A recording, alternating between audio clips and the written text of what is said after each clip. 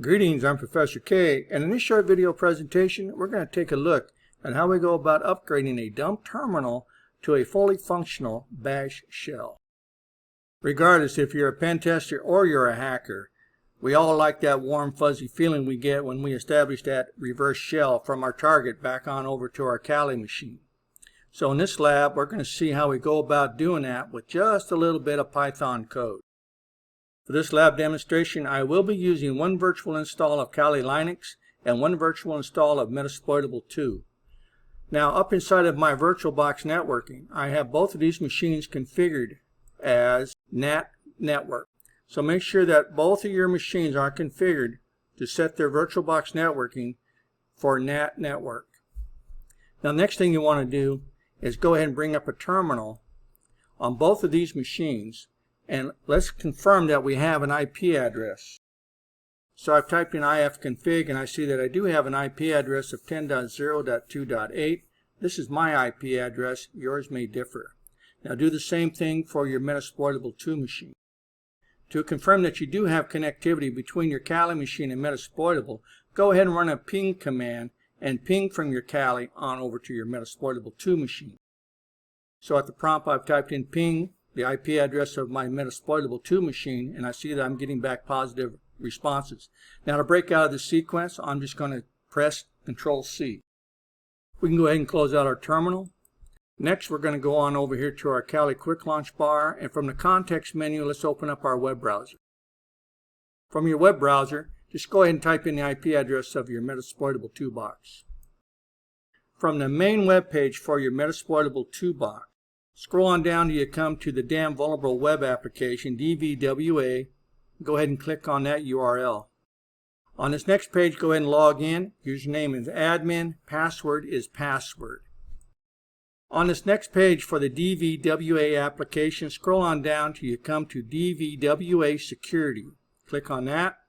On this page, pull down the window where it says High for Script Security, and from the menu, select Low.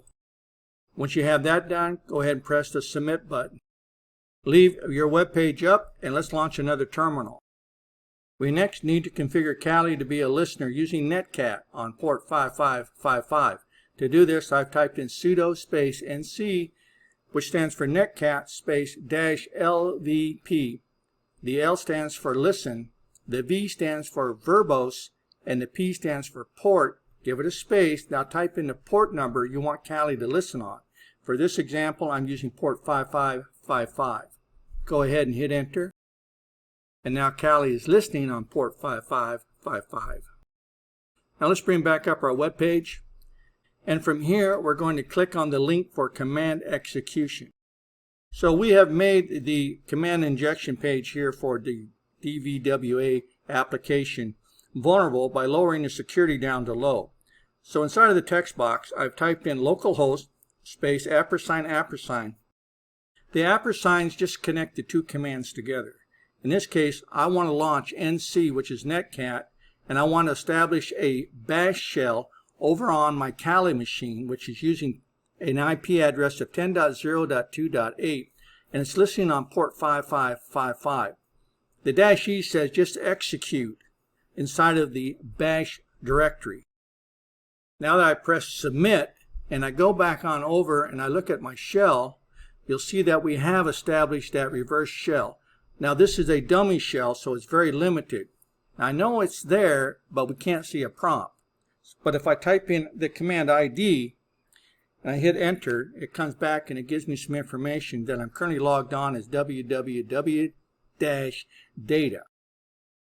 For this next part, we need to know, 1, if Python is currently installed on the target, and 2, what version of Python is installed. To do this, I'm just going to type in which, followed by the word Python. I'll hit enter. And it comes back, lets me know that Python is available, and it is the older version, probably Python 2.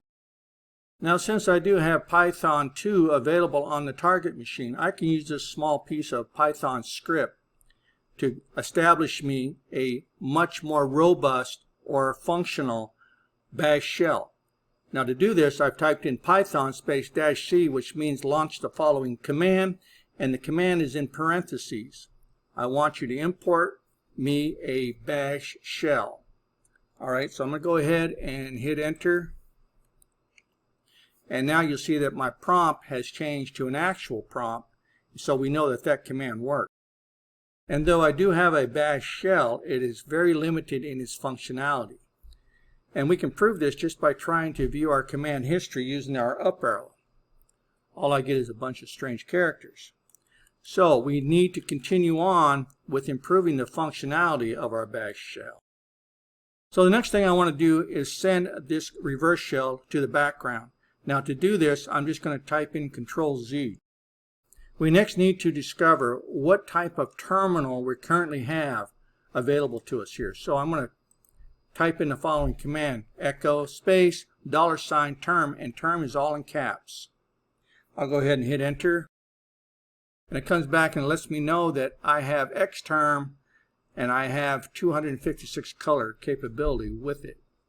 Now the next thing we have to do is get some information about the characteristics of my xterm.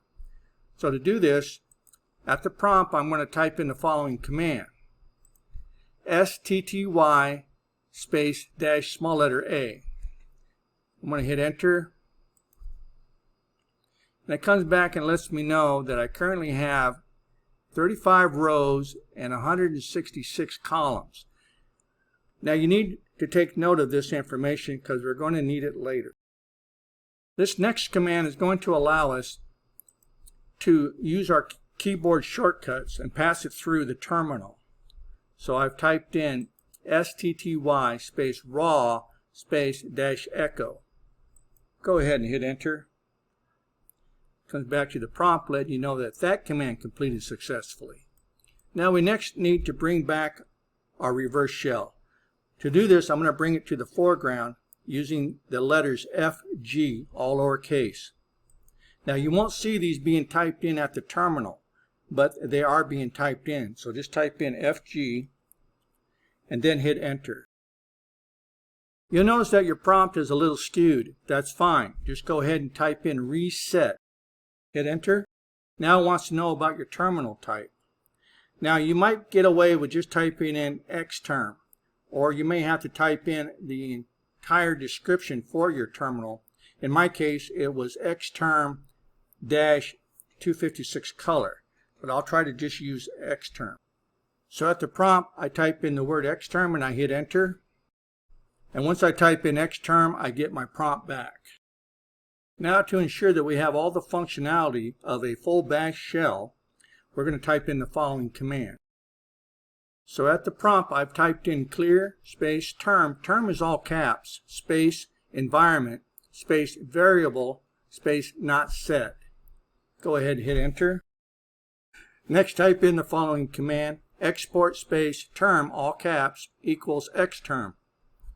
Go ahead and hit enter. And it comes back to the prompt letting you know that that command completed successfully. Our next command that we have to type in at the prompt is export space shell. Shell is all caps, equals bash. Go ahead and press enter. And it comes back to the prompt letting us know that that command completed successfully. We next need to set our rows and columns for the terminal. So at the prompt, I've typed in stty rows 35, columns 166. Hit enter. And it comes back to the prompt letting us know that that command completes successfully. And so now we should be able to use our command history. So I will go ahead and use my up arrow. You'll see that my command history is working. And if I use the command clear, that is also working. So we know that I now have a fully functional bash shell. And though we don't have root access, having this fully functional bash shell does make it much easier for us to get to that next step. And so that's going to conclude this short video presentation on how we go about creating a fully functional bash shell from a dumb terminal. Got any questions? You have any concerns? Please don't hesitate. Reach out, contact your instructor, and I'll see you in my next video.